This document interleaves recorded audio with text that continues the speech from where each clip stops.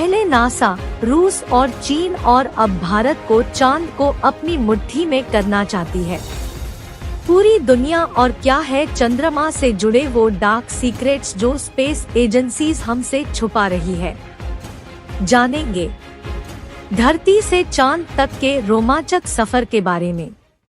दोस्तों, भारत के चंद्रयान 3 ने चांद की कक्षा में प्रवेश कर लिया है और 23 अगस्त के दिन चंद्रयान का विक्रम लैंडर चांद की सतह पर साथ लैंडिंग करेगा। वहीं रूस का लूना 25 भी चांद की तरफ रवाना हो गया है, जो कि साल 2024 में नासा भी अपने ITMS प्रोग्राम के तहत एक बार फिर वैज्ञानिकों को यान एस्ट्रोनॉट्स को चांद पर भेजने वाला है और चीन भी जल्द ही एक और मून मिशन है। लेकिन अब सवाल आता है कि इन सभी देशों को चांद पर ऐसा तो क्या दिख गया जो चारों तरफ चांद पर पहले पहुंचने की होड़ मची हुई है, और सिर्फ शान से जुड़े ऐसे तो कौन से रहस्य हैं जिनसे पर्दा उठाते ही हमारा चांद को देखने का नजरिया ही बदल जाएगा। जानिए पृथ्वी से चांद तक के इस रोमांचक सफर की कुछ खास बातें। तो जल्दी से अपनी कुर्सी की पेटी बांध लीजिए और पूरा वीडियो जरूर देखिए। दोस्तों, चांद हमारी पृथ्वी से 3,84,400 किलोमीटर दूर है और अगर हम सीधा रास्ता पकड़ते हैं तो इसी के आसपास डिस्टेंस में ही हम चांद की सतह पर पहुंच जाएंगे, जबकि भारत के चंद्रयान 3 के रास्ते से हमें चांद पर पहुंचने में 42 दिन लगेंगे, क्योंकि चंद्रयान 3 ने चंद्रमा की तरफ जाने का अंडाकार रास्ता चुना है, जिसमें वो पहले पृथ्वी के चक्कर लगाकर चांद के एक लंबे रूट से बढ़ेगा और फिर चांद के बीच चक्कर लगाकर लैंडिंग करेगा। हालांकि ये रास्ता काफी किफायती तो है, लेकिन इसमें हम एस्ट्रोनॉट के लिए बहुत खाना, ऑक्सीजन और पानी की जरूरत पड़ेगी, जिसे स्टोर करने के लिए बड़ा स्पेसक्राफ्ट चाहिए होगा और इस रास्ते से जाने पर 30 लाख किलोमीटर की दूरी तय करके हम काफी थक भी जाएंगे। इसलिए चलिए हम अमेरिका और रूस वाले सीधे रास्ते से ही चांद की तरफ चलते हैं और ऐसे रास्ते से हमें चांद पर पहुंचने में 4 से 5 दिन लगेंगे। जब स्पेसक्राफ्ट का लैंडर आपको चांद पर उतारेगा तो बाहर आने के लिए आपको सबसे पहले अपना स्पेस सूट पहनना होगा, क्योंकि चांद पर काफी पतला वातावरण है और इसमें ऑक्सीजन मौजूद नहीं है। इसी वजह से सांस लेने के लिए आपको बंद स्पेस सूट के पीछे लगे ऑक्सीजन सिलेंडर का सहारा लेना होगा। स्पेस सूट पहनने के बाद जब आप चांद की सतह पर कदम रखेंगे तो खुद को काफी हल्का महसूस करेंगे। दरअसल चंद्रमा का गुरुत्वाकर्षण पृथ्वी से 6 गुना कम है, इसलिए अगर पृथ्वी पर आपका वजन 60 किलोग्राम है तो चांद पर ये सिर्फ 10 किलोग्राम हो जाएगा। इसी वजह से पहली बार चांद पर कदम रखते ही शुरुआत में आपका बैलेंस बिगड़ेगा और आप चलने के बजाय उछलते हुए नीचे गिर सकते हैं। इसलिए चांद की सतह पर संभल कर कदम रखना जरूरी है। अब चांद की सतह की बात करें तो यह पृथ्वी की तरह सीधे रास्ते नहीं बने हुए हैं, बल्कि चांद की सतह ऊबड़ खाबड़ है और यहाँ जगह जगह पर चट्टानें, पहाड़ और बड़े बड़े प्लाटो यानी गड्ढे हैं। चांद पर ये गड्ढे अरबों सालों से गिर रहे उल्कापिंडों की वजह से बने हैं और ये स्वान सेंटीमीटर से लेकर 25-60 किलोमीटर तक वाले हैं। वहीं चांद की मिट्टी यानी कि लूनर सॉइल बिल्कुल ज्वालामुखी से निकलने वाली राख जितनी पतली है और इसका रंग भी पृथ्वी की मिट्टी से ज्यादा डार्क, बिल्कुल सीमेंट की तरह होता है। इस मिट्टी में खुरदुरापन न होने की वजह से आप जैसे ही इस पर कदम रखेंगे आपके पैरों के निशान बन जाएंगे, जिस वजह से चांद पर सबसे पहले कदम रखने वाले एस्ट्रोनॉट नील आर्मस्ट्रांग और बल एल्ड्रिन के पैरों के निशान आज भी मौजूद हैं। अब चांद की खूबसूरत जमीन देखने के बाद साथियों, आप अपनी नजरें जब ऊपर की तरफ करेंगे तो आपको हमारी पृथ्वी भी दिखाई देगी। जी हाँ, जैसे पृथ्वी पर चांद का उदय होता है, वैसे ही चांद पर भी पृथ्वी का उदय होता है। बस फर्क इतना है कि पृथ्वी से देखने पर यान काफी छोटा लगता है और चांद से देखने पर पृथ्वी बहुत बड़ी दिखाई देते, और यहाँ से धरती की खूबसूरती देखकर आप मंत्रमुग्ध हो जाओगे। अब अगर आप चांद के उत्तरी ध्रुव पर लैंड करोगे तो आपको अपने आसपास भूतकाल में फैले हुए स्पेस मिशन, स्पेसक्राफ्ट और सैटेलाइट की तस्वीरों के साथ प्लास्टिक बैग हुआ कूड़ा भी दिखेगा। ये कूड़ा नासा के उन 12 नॉट से फीका है जो चांद पर जा पाए। दरअसल इन बॉक्स में इनका मलमूत्र और खाने के रैपर्स लगाने का बेस है। वहीं अगर आप चांद के दक्षिणी ध्रुव पर उस जगह उतरते हैं जहां 4 साल पहले चंद्रयान 2 क्रैश लैंड कर गिरा था, तो वो आज भी आप उतनी बुरी कंडीशन में नहीं मिलेगा, क्योंकि क्रैश लैंड होने के बाद न तो वो बारिश और न ही तूफानी बवंडर से रूबरू हुआ है। इसलिए अगर आप उसे अपने स्पेसक्राफ्ट में फिट करके पृथ्वी पर वापस ले आए तो उसे ठीक करके वापस भेजा जा सकता है। दोस्तों, आप ये तो जानते ही होंगे कि स्पेस के सभी सेलेस्टियल ऑब्जेक्ट्स पर अचानक उल्कापिंडों की बारिश हो जाती।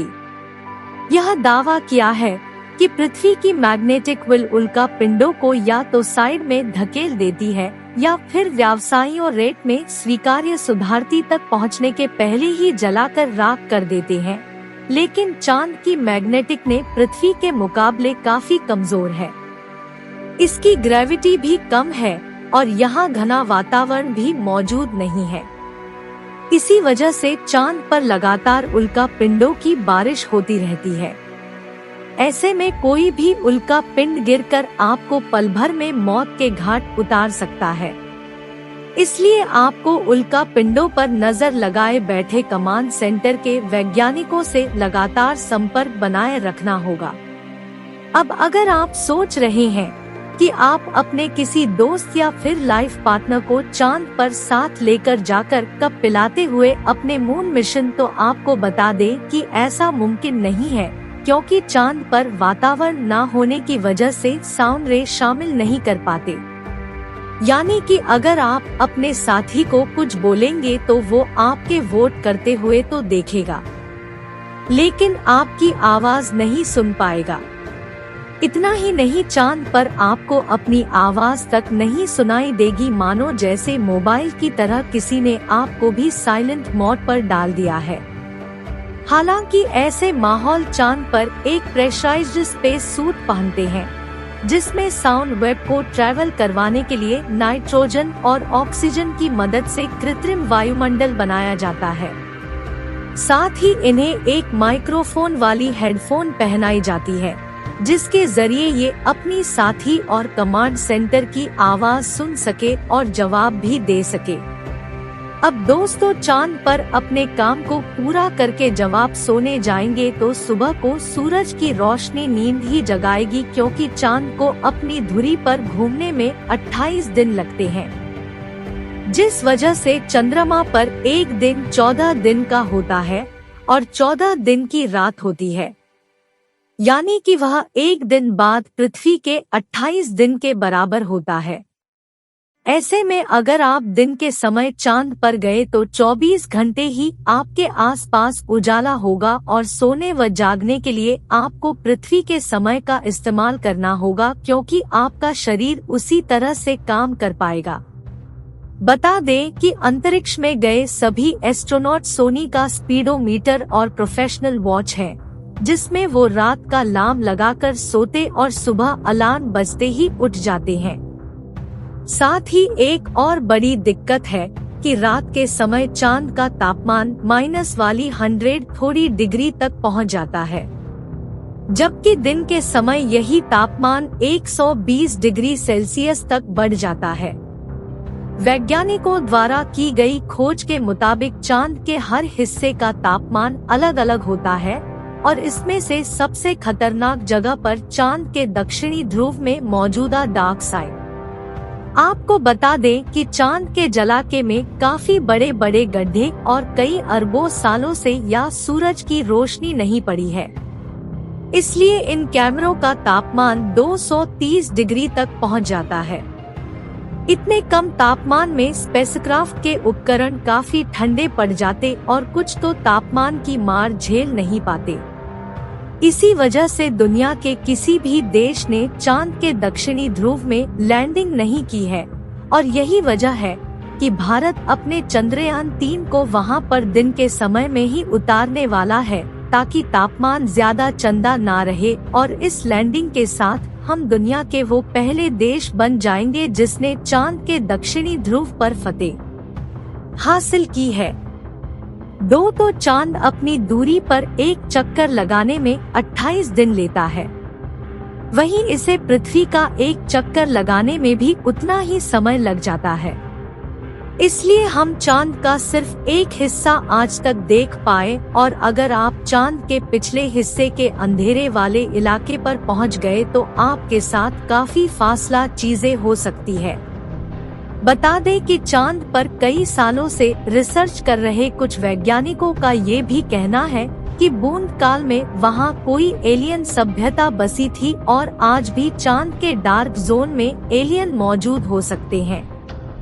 हालांकि आज तक किए गए सभी मून मिशन उनकी मौजूदगी का कोई पुख्ता सबूत नहीं मिल पाया है, लेकिन अब चांद के रोमांचक सफर को यही पूरा करके अपने स्पेस गैप में बैठकर पृथ्वी पर वापस लौट आते हैं और ये जानने की कोशिश करते हैं कि वैज्ञानिकों को चांद में इतनी दिलचस्पी है क्यों। तो इसका मुख्य कारण ये है कि आज से 450 करोड़ साल पहले जब एक ग्रह पृथ्वी से आकर टकराया था, तब पृथ्वी का एक हिस्सा टूटकर धरती से 4 लाख किलोमीटर दूर चला गया और पृथ्वी की परिक्रमा करने लगा, जिसे हम चांद के नाम से जानते हैं।